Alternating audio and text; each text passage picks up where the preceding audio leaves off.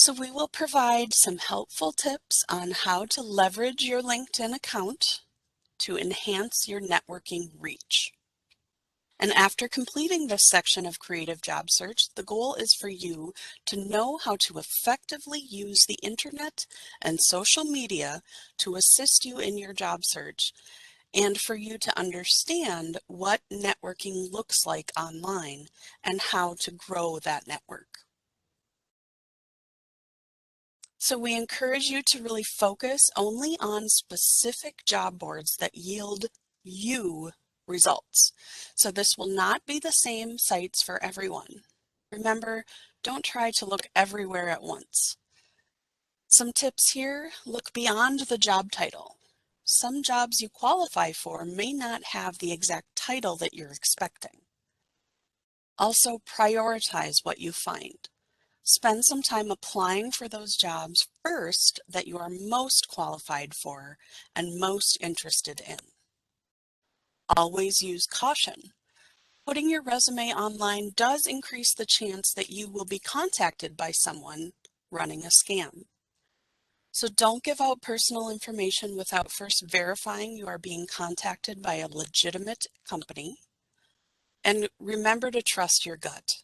If something seems too good to be true, it probably is. Remember, applying for a posted position is only the first step. You absolutely must follow up and attempt to make a personal connection. This will help you stand out from the other applicants. So MinnesotaWorks.net is free for job seekers and for employers, and all employers using MinnesotaWorks.net are verified by CareerForce staff. So here is your first call to action today for our workshop. Create automatic searches that will send you email alerts on MinnesotaWorks.net if you've not done so already. Do this on each employer's career page as well, or each job board site that you frequent if the option is there. So I should remind everyone that we will be sending out these slides along with the speaker notes, and this one in particular, of course, will give you MinnesotaWorks.net, the link, and some links to video tutorials, specifically the step-by-step narrated lesson called Saving Your Searches and Creating Automatic Searches on MinnesotaWorks.net. There's also some extra credit I've listed here for understanding scraping, how jobs are scraped from one site to another.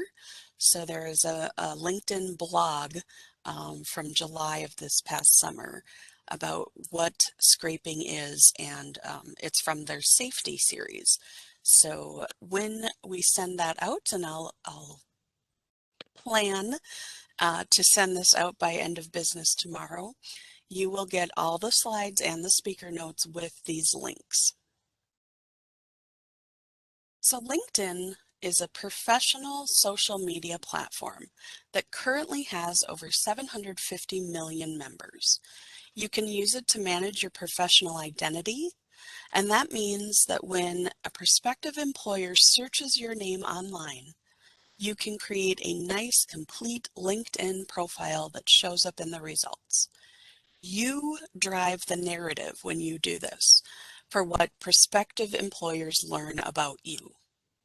LinkedIn allows you to build a larger professional network as well, and it provides you the opportunity to engage with that network as often as you'd like.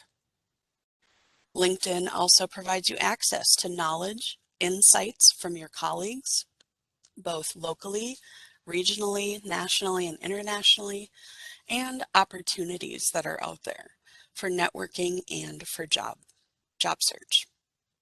So in a recent post by Laura Smith Prue titled LinkedIn Tips for Job Seekers Over 50, Laura asks that some of us change our view of LinkedIn and that we use it as part of your own personal reputation management. She says it is important to realize that you already have an online identity, whether you populate it in a LinkedIn profile or not. So Google yourself. This is called defensive Googling. And you're likely to see the online entries with your name, job title, your age, even your address. So you are far better off controlling this information. Personal reputation online management.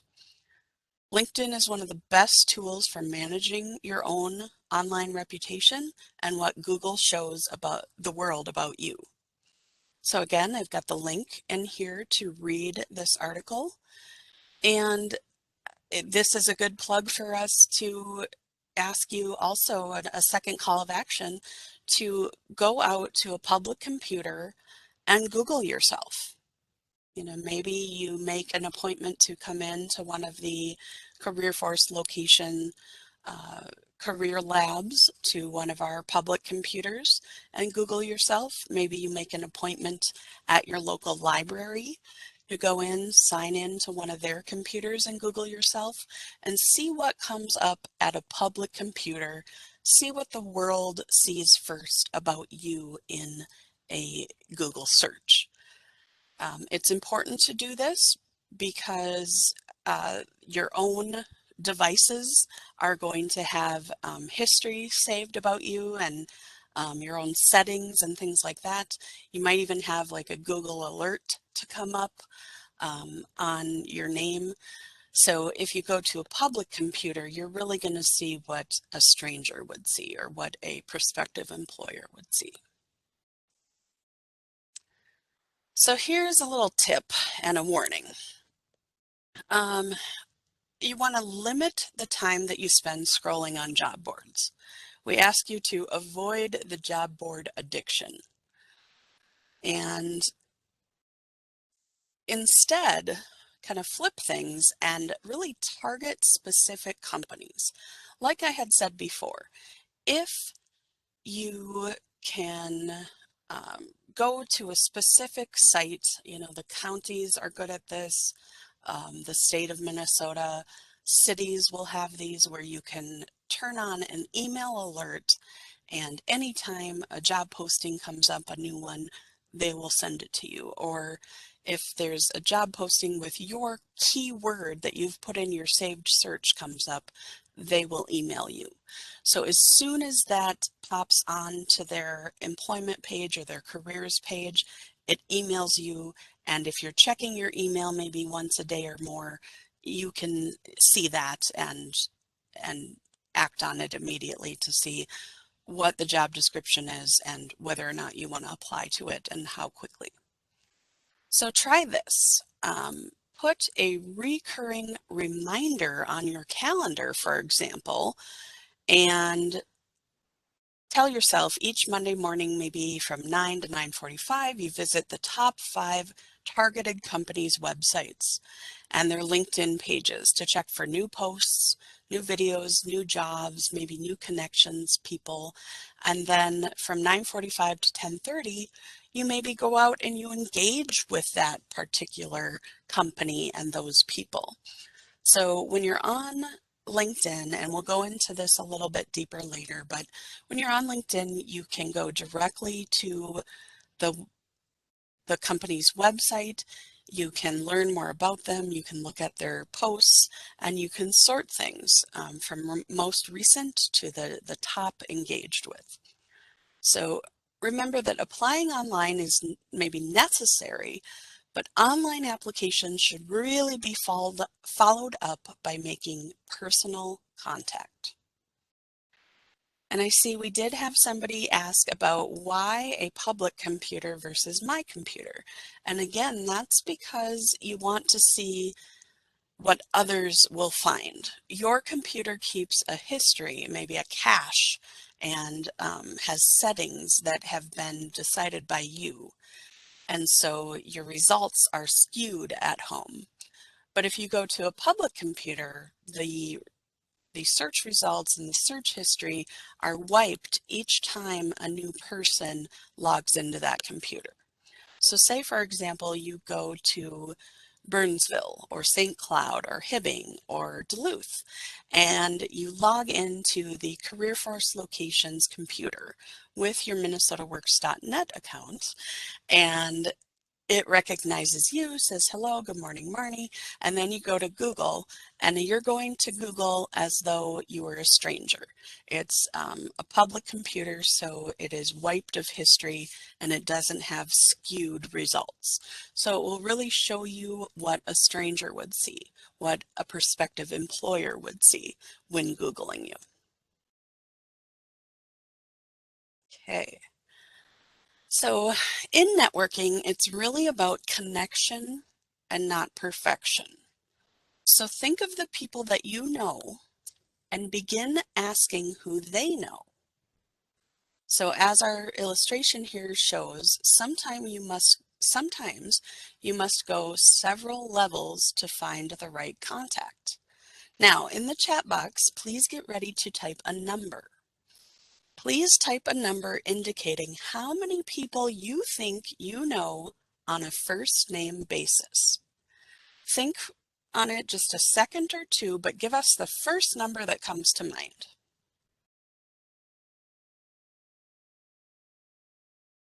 While those numbers roll in, let me pass along this little nugget of knowledge from American sociologist Mark Granovetter. He wrote an article called The Strength of Weak Ties in the American Journal of Sociology.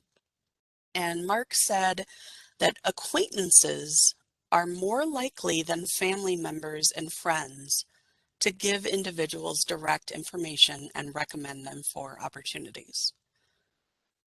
So your acquaintances are far more likely to give you some direct information and recommend you to opportunities that they've heard about. So keep that in mind when you start to think about how many people you know and who they know.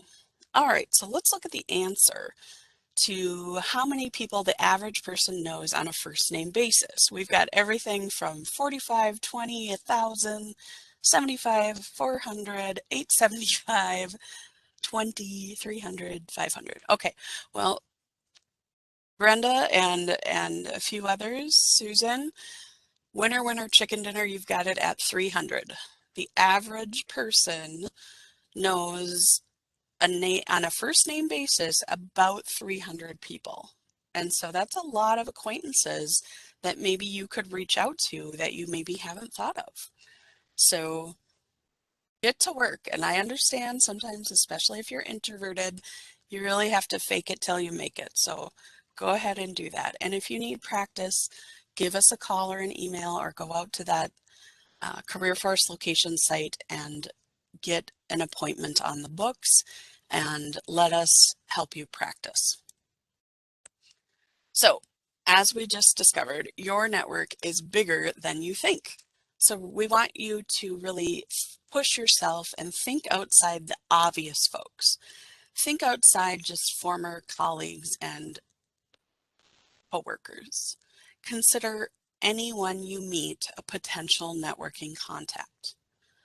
In an early March 2021 post, Kamara Talafo, LinkedIn top voice and job search strategist, said, networking is the single most important part of your job search. So why does it have to be so hard? The problem is that we're often overcomplicating networking. And as a result, we're doing it wrong. So here's another little extra credit for you.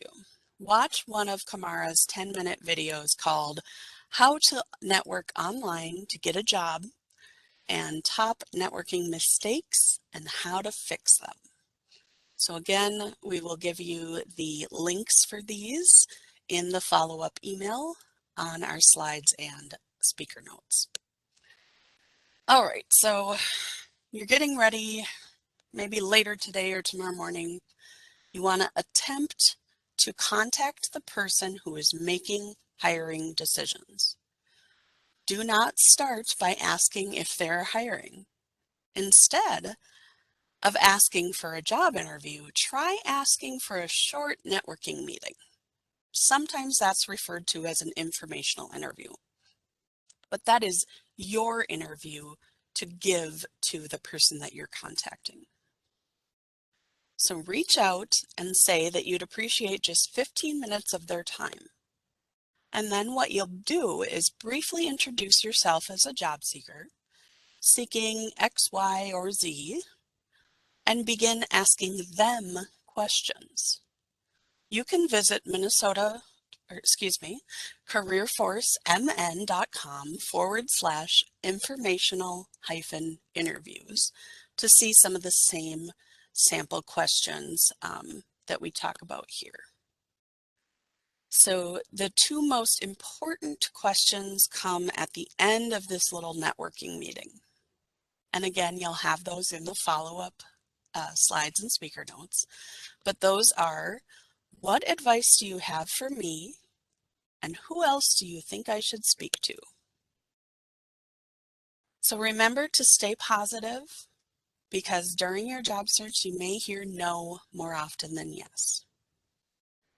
If networking is not producing you results, please go to your local career force staff to refine your efforts. Get one of those appointments on the books and let us help you with your networking strategies. Maybe we help you write up a script for when you're calling or when you're emailing, and maybe we look at the list of informational interview questions that you're looking to possibly share.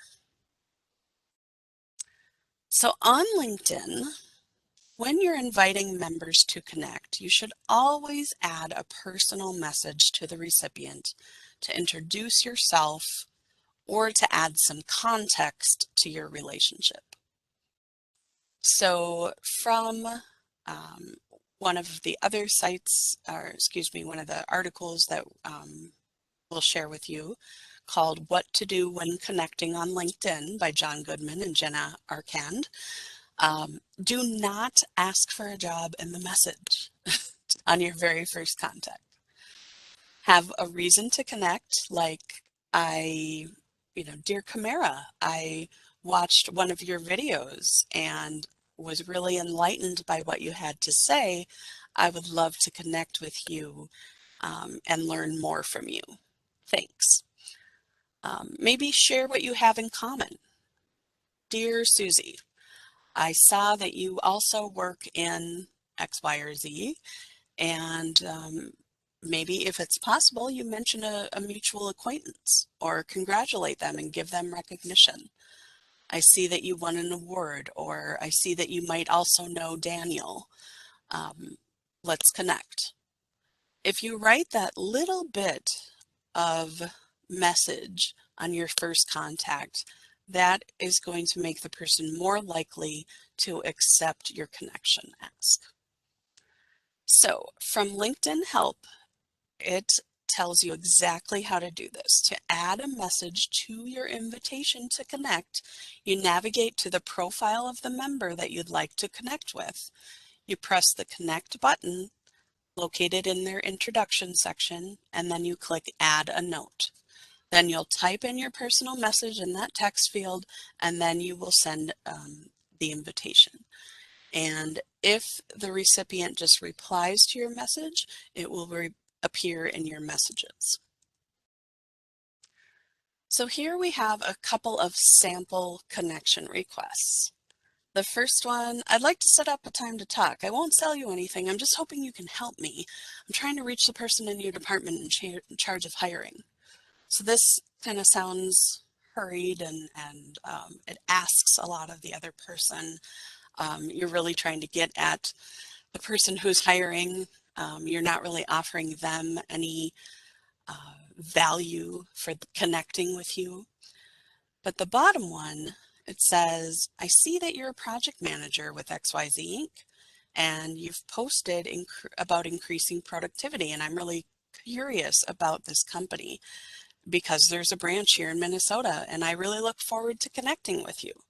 So that really talks about what you have in common, and it asks them to connect for the purpose of connection and not just the desperation of trying to get to that hiring manager.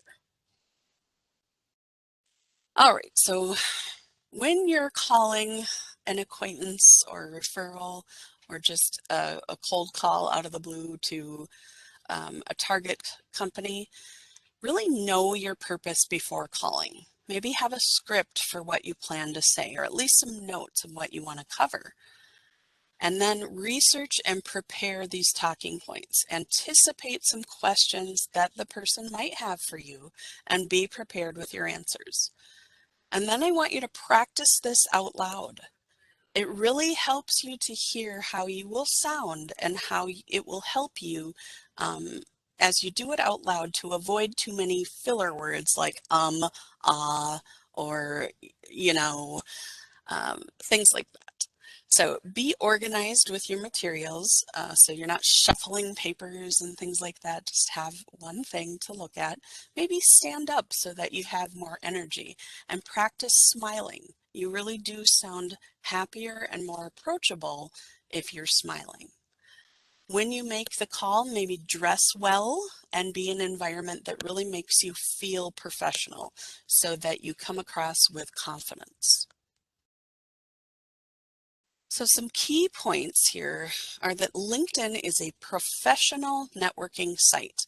It's really like an online Rolodex. And so you can apply for jobs through LinkedIn, and recruiters even use LinkedIn to find potential job candidates. Facebook, Twitter, Instagram, Snapchat, these are social networking sites, but you might want to keep your personal social networking separate from your private or your professional social networking, like on LinkedIn. You do want to be careful about what you post online in general. Again, consider Googling yourself to see what information comes up. All right. So there are endless topics that can be covered with LinkedIn. So in the time that we have today, we're going to focus on two. One, revealing your network's connections and recording a mock interview. So if you are new to LinkedIn and you'd like to create an account, you can watch a video on our virtual and interactive site that walks you through that process and gives you some additional best practices. So we will include that YouTube link for you. And for most topics, LinkedIn really has a robust help site, and they can help you with anything. You just type in your LinkedIn question or your issue that you're concerned about. So to search within LinkedIn, you're going to use the search bar to type an employer's name or a person's name, maybe a job title, or just a keyword. In this example here, we are entering the company Saturn Systems. As you begin typing, LinkedIn will start matching some LinkedIn accounts that they populate automatically. And if you don't see exactly what you want, you can hit enter and you'll get a list of closest matches. Do we have any questions at this point, Brittany? No, there have not been any questions that have come in. And reminder to all participants, if you do have questions, feel free to address it to everyone in the chat box. All right, thanks. So you can see here, we've typed in this, we can hit enter, and then we can go directly to a specific company page. And so they talk here about how many people are following this company. You can click on more and then get to the follow button if you're not already following a company. And let's see, they are showing 61 employees who have accounts on LinkedIn. So you could look at that list. You can learn more about the company if you've never heard of them. This is a great way to research if you are looking at companies and doing your research before you apply. You can look at what they've posted recently and if they have any jobs listed right on LinkedIn. Kind of the culture bit in life, or go straight to the people. And again, that would be looking at the 61 employees that they have listed. So then of those 61 employees, it tells you where they live, where they studied. It will show you a little bit more about their previous experience. And then it will come up with a section of people that you might know. So connections to your connections. Let's see here. There is one question, Marnie, Yes. and it says, I have a resume online pointing to a specific career. I want to change my line of work, and I was wondering if I should remove my current resume from LinkedIn until I get a more current resume created. I think that's a really good idea. You don't want to confuse people when you're sending out applications and resumes for one type of career direction. And then if they go into your LinkedIn profile and they see a whole different type of direction. So you do want to be very deliberate about what you share. And you might even write something up in your header or your summary about your intention to transition from one to the other. Yeah, I would be very eager to talk with you about that and help you as you draft some new language. It's a very good idea. Okay, so let's look at the second task that we want to show you about LinkedIn. And really anybody with a LinkedIn account, you don't even have to have a full profile at this point to use some of these tools. This is the interview prep feature. And so whether you've got, completed profile or not, it's still a tool that you can begin using right now. And we strongly suggest that you begin incorporating interview preparation into your daily or weekly job search routine, not just when you get an interview on the calendar. Preparing and practicing before receiving an interview invitation will really help you mentally in the long run. It's going to help you with that recall of what you need to be talking about and what you need to convey to your next prospective employer. Okay, so once you've logged into your LinkedIn account, click on the Jobs menu with the briefcase from the menu ribbon at the top of the page. And once you're into the Jobs menu, you'll find the More menu and you'll click it to find the Interview Prep tool in the drop-down menu that pops up. Then you can slide down to Interview Prep, and remember that all of these slides with these instructions will be sent to you.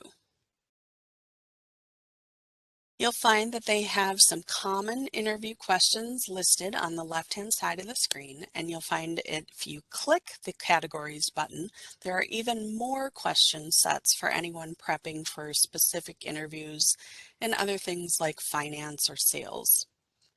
And as you click on each question, feel free to slide your cursor back over to the right of the screen and then scroll down to find a free answer framework information that includes a video and tips on how you might answer. Now, you can answer by both practicing in writing, so you can type in an answer, or you can get a video option. So again, you'll practice and get feedback. You'll either choose record a video or write a response. And then Once you've done that, if you choose to do that record a video, you'll turn on the slide button that says Get AI-powered instant feedback on the delivery of your answer after recording. So after recording, you will receive counts of your words spoken per minute, your filler words, any sensitive phrases, and some tips for answering. And at that point, you can choose to either redo your video or save that answer. And then finally, it gives you the option to request feedback from your connections.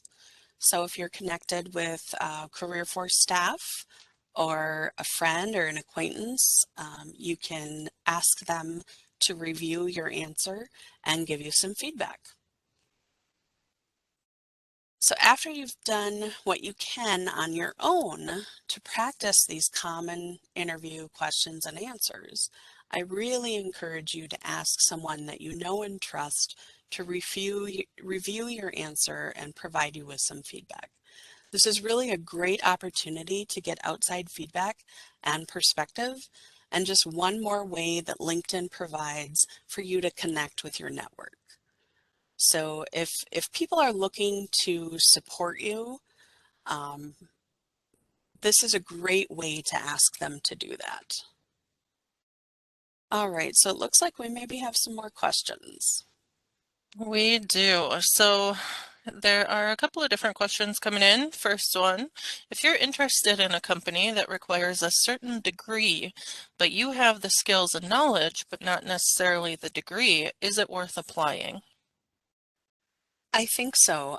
You could do some follow-up or some kind of informational interviewing type detective work before you apply.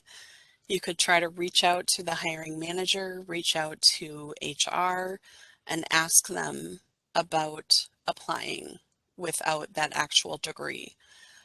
Really read over the job description to see if they have accounted for that. Sometimes they will say that X number of years of work or experience within certain areas will also be the equivalent to a degree. So really make sure that you study that and you've read what what they've explained. But if it's not specific to that, then I would encourage you to try to contact them and get more information.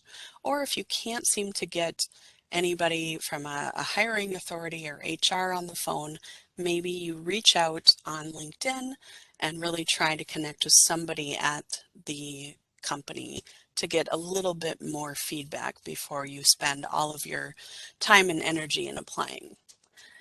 Brittany, do you have any other ideas for this person or guidance? Yeah, and usually what I tell folks is, again, you really have to read and dissect the job posting because some of them break them down into require, required skills and qualifications and preferred skills and qualifications.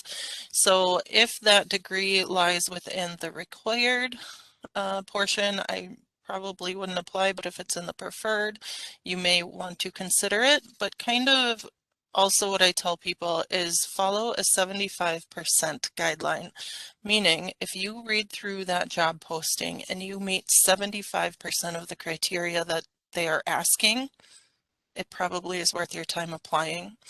Keep in mind that job postings are merely a wish list from employers, and in that wish list, they say, we would like somebody with 100% of these skills and qualifications. However, it's highly unlikely that they will get somebody that meets 100% of those skills and qualifications. So that's why we kind of suggest that 75% guideline, meaning if you meet this 75% and the other candidate meets that 75%, it then is up to the company to decide where are they willing to train.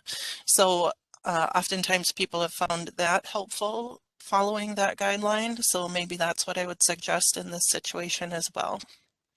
Thanks, Brittany.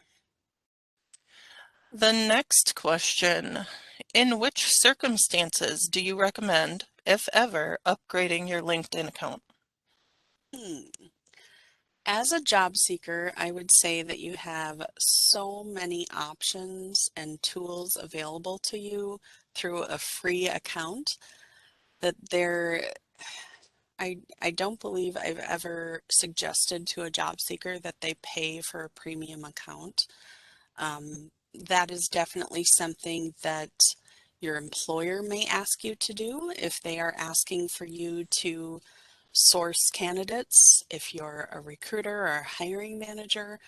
But as a job seeker, that is something I've never recommended for someone to do. How about you, Brittany? Yeah, and sometimes it depends on the industry and what your goals are with LinkedIn, but sometimes I chat with people who are really on the fence of, well, there may be some benefit in that paid account. Well, LinkedIn oftentimes will offer you a 30-day free trial, and so go ahead, sign up for that 30-day free trial. However, keep in mind, there's a kicker.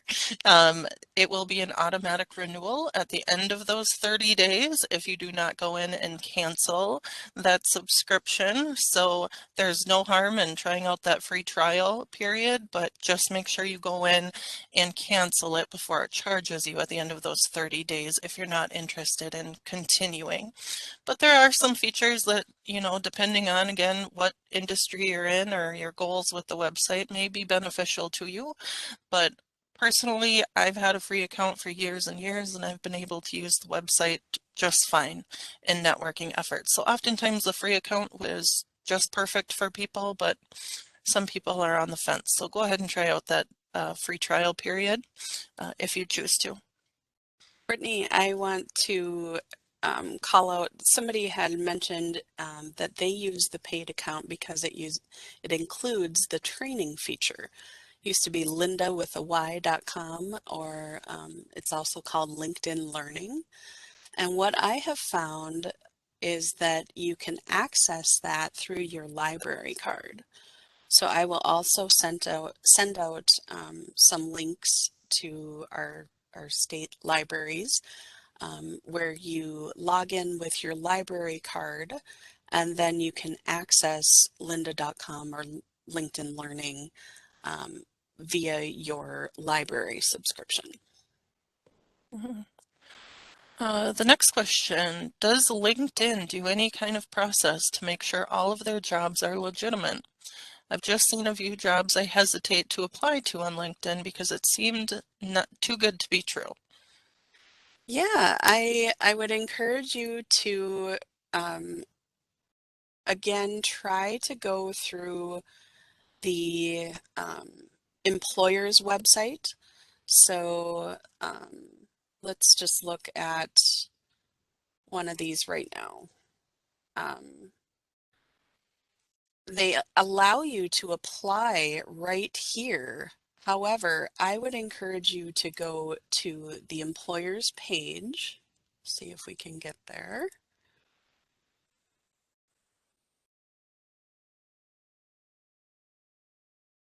And then try to go straight to their website if you can. Here we go. So this one, it did take us out to their website. You want to make sure that, their website is legitimate. You want to make sure that the job is still vacant. Remember that scraping thing that I uh, mentioned earlier? Jobs can be scraped from one website to another. And so if the HR person for this particular job has not kept track of things on LinkedIn and taken the ad down when it's no longer vacant, you want to make sure that you don't fall into something where you're applying for a job that no longer exists. Um, and then as far as safety goes, to make sure things are legitimate, you really want to do your due diligence of checking out that website, making sure there's a physical address, calling and checking on things if you are really confused about it. If it really seems spammy, maybe go out to the Better Business Bureau or something like that and read about it. Or again, you access your libraries databases and then go out on like Business Journal or something like that to figure out whether or not this is a legitimate business with a legitimate job. Any other guidance and direction, Brittany? No, I think that is exactly what I would encourage people to do as well. So the next question says, how do I show that I am no longer at my previous position but still look current? If I put the dates in there, it will show all of my connections that I've changed jobs. Okay, so one of the things that you might want to look at is in your privacy settings. Oh, things are getting a little slow here. Asking the internet to do a lot right now, I guess. Um, how LinkedIn uses your data. It tells you right about that. It tells you about your data privacy, about your preferences. And one of the preferences that I would encourage you to look at is the visibility of your profile, about story viewing options, connections. There's something in here about, oh, managing profile updates. Here we go. So the visibility of your LinkedIn activity. Share profile updates with your network. And right now I have this on no. So if I am editing my profile, like maybe you would be with putting your end date on your last employer, if you have this changed to no, then it will not alert every one of your connections that you've made this change. So I think that's what you're getting at, and I think that's a very good idea, especially when somebody is creating a new profile or they're finally completing a profile after they've been on here a while. This is one of the first things that I would advise you to do, and in a lot of the how-tos, they talk about this as well. Brittany, any other? That's exactly what I would suggest as well, is making sure that sharing profile updates is turned to no or off. That way, when you go in and you put in that end date, it is not then broadcast out to your network saying that you've left that position. The only way that folks would know that is if they personally navigated to your page or your profile and saw those dates. So that is the first and foremost thing that I would suggest, is making sure that is shut to off, and then, or no, I mean. Great, Oh, thank you. all right, then the next question. Which libraries still continue lynda.com? My local library has discontinued the subscription. Interesting. Here in Greater Minnesota, so the Great River Regional Library, that's where I have accessed it from. Recently, we've been calling people who are in Burnsville, and I believe the Dakota County has also done that. We can certainly send you more websites that have free training. All right, and then the next question, I tried to open a LinkedIn account and started by entering my email and password and clicked create account, but nothing happened. What might be going wrong? The first thing is that I just put in the appropriate link to the website. So there in the question, it just says link in, and the correct website is LinkedIn. So LinkedIn.com. So first and foremost, you want to make sure you're trying to register on the correct website. But beyond that, it could be several different things, including your web browser and settings on your own personal computer. That reminds me too, we've also assisted quite a bit of people over the years with LinkedIn accounts that were really tied to their last employer. And that can be a little bit more cumbersome to deal with. You do have to contact LinkedIn and, you know, verify your identity and all that jazz to get back into it, and then have your contact information changed from your previous employer's email address that you had to your personal. And so if you do need any kind of help with that or anything else that's not working, let me just plug again the ability to have that in person, over the phone, or virtual meeting or appointment with one of the career force staff in your area. So if, for example, let's say I'm in St. Cloud, but you're out in Sauk Center or far-flung Stearns County, you don't really want to drive in for this hour-long meeting or something like that. That's fine. We'll do a virtual chat. We can share our screens with each other to see what's happening if it's not working. And that way we can show you maybe what you want to click on and how you want to maybe complete your profile or whatever it is you're trying to do. There is another question asking about other websites for free training, and as Marnie mentioned, keep your eyes peeled for that follow-up email to this workshop. We will include some websites for free training in that email. Absolutely. And then what is the difference between a LinkedIn profile and a LinkedIn resume? So I've seen sometimes where people will add their resume as like a PDF or something. I do note that many advisors advise against this. Your resume is a whole different animal.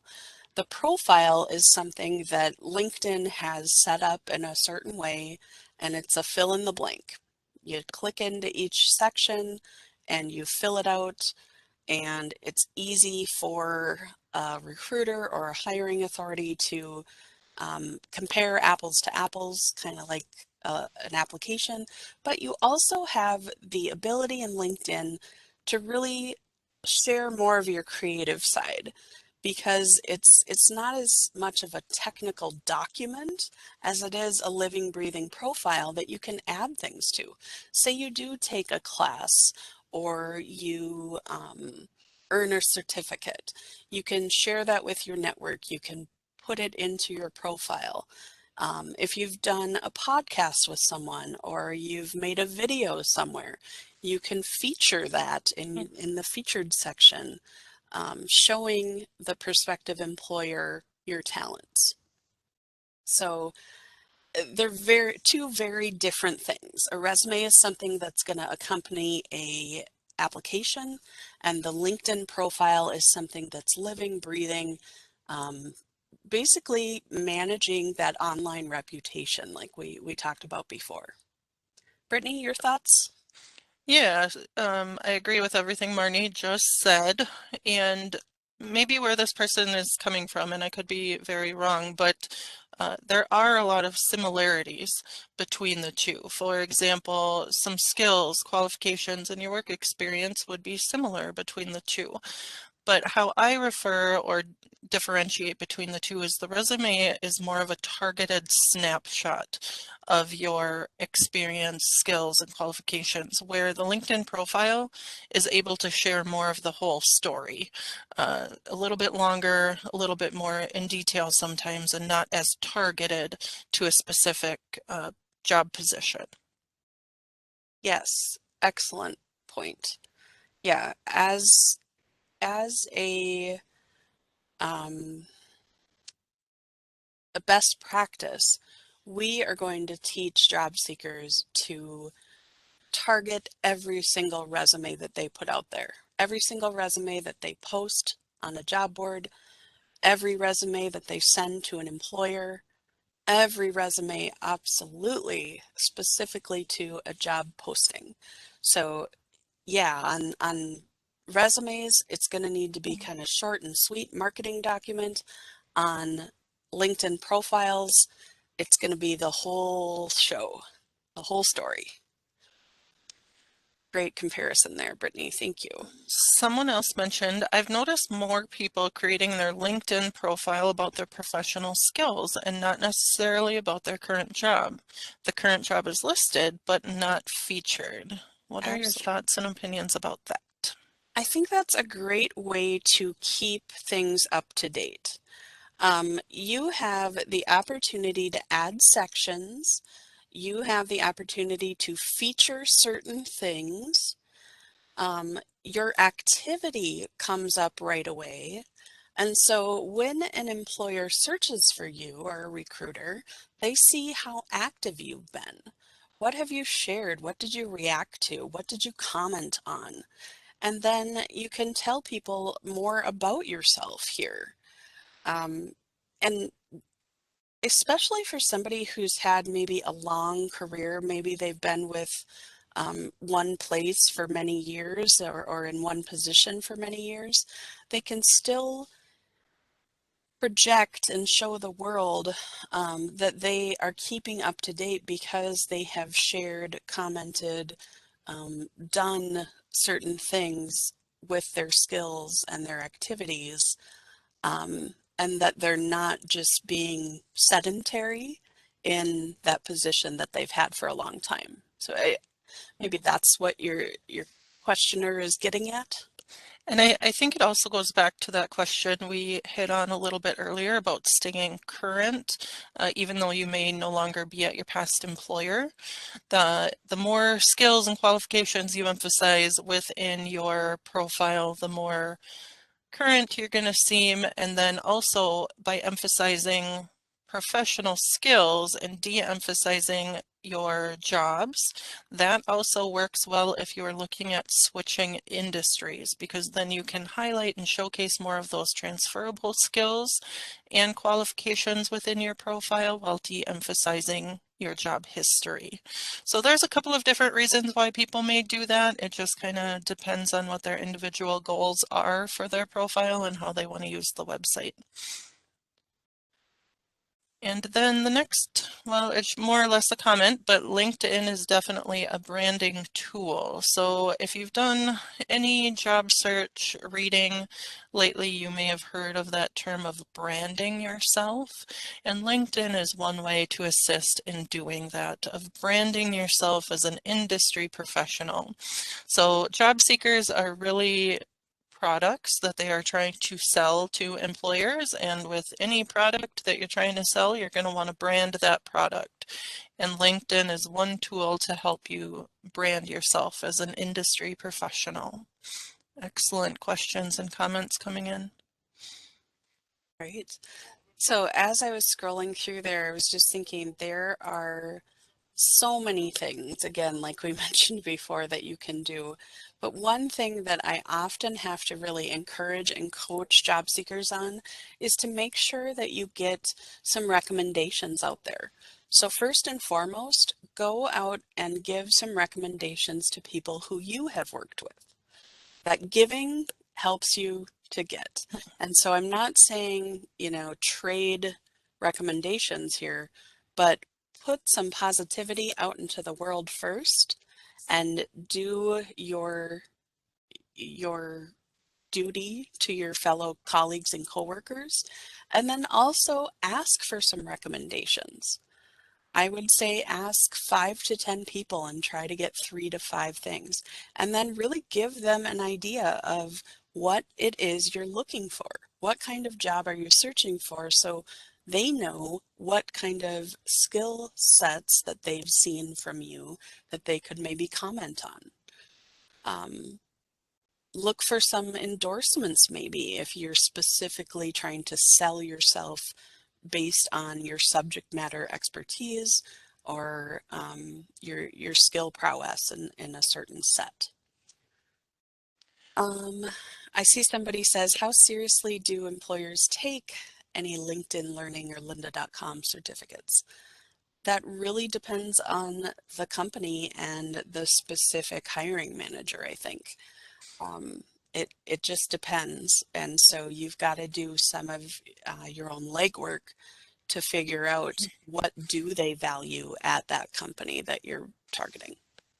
Well, and I just have something to add to that as well, that let's say the employer doesn't really care about the lynda.com certificate that you achieved. Well, that's fine that they don't really recognize it, but the benefit to you by doing this LinkedIn learning or lynda.com learning is that you can still use it as a selling tool for yourself, meaning you can talk about it in an interview saying, this is what I've been doing while I've been searching for work. This is how I've been keeping those skills up to date. These are the new skills that I've been learning. So even if they don't really recognize the actual certificate you receive by completing the training, it's still an excellent selling tool that you can discuss and talk about in an interview.